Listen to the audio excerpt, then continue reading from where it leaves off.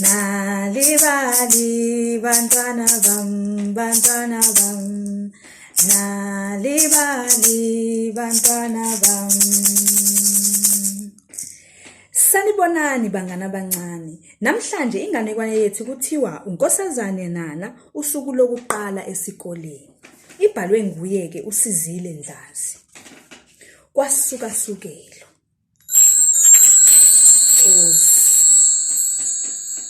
Kwakuzoba ngusuku lokuqala lapho uNana engena isikole. uNana wayejabule kakhulu, wayefisa ukuthi uMsombuluko usheshe ufike. Nangu la ebheka isikhathi.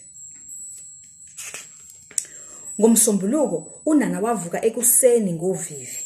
uNana waxubha amazinyo, umama wakhe wamgeza, wamgcobisa umuthi wokuthambisa isikhumba.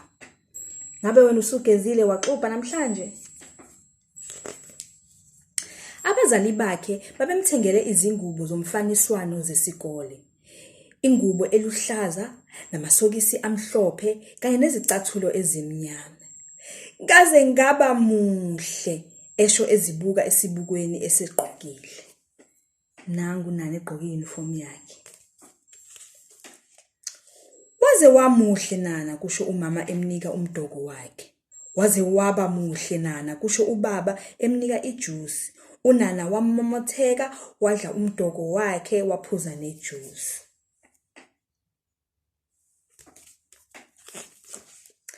Eseqedile ukudla uNana walanda isikhwama sakhe sesikole. Esikhwameni sakhe kwakukhona zonke izinto ezintsha. Ipeni lomsizi elisha, amapensela anombala amasha, kanye nebhuku lokubhala.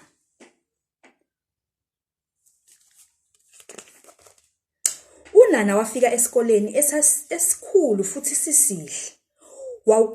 Kwakukhona ezinye izingane eziningi. uNana futhi wabona ibhodi elibhalwe ukuthi ilanga elihle. Ilanga elihle isikole samabanga phansi. Nangu uNana eyongena esikoleni. Bangena ngesango lesikole. Utishala wabakhombisa ikilasi labo lapho uNana awayezofunda khona. Emnyango wekilasi likaNana kwakume uthishelakazi Gumbi.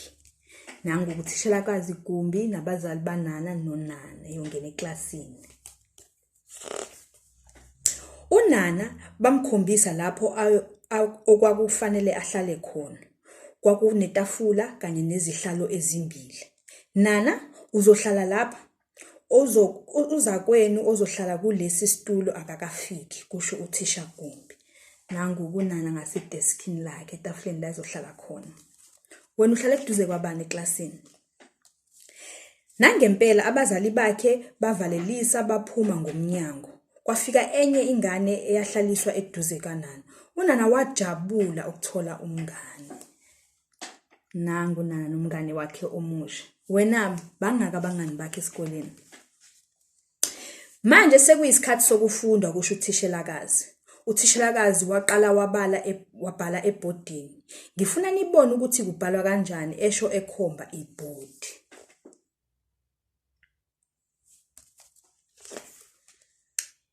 Ngesikhathi sasemini kwakhala insimbi yesikole. Zonke izingane zaphuma zaya phandle. Kwase kuyisikhathi sokudla nesokudlala.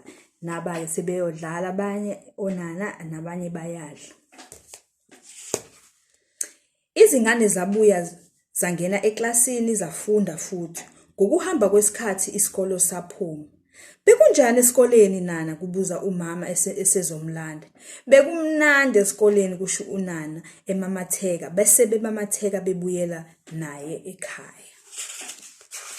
Cosi yaphela ingwanekwane yethu. Ngiyazi ke wena mnganami akakavulwe ezikolweni, kodwa ke ngiyathemba ukuthi unazo zonke izinto ozidingayo ukuze ukwazi ukufunda. Nisale kahle bangani bami abancane. Nalibali bantwana bam, bantwana bam.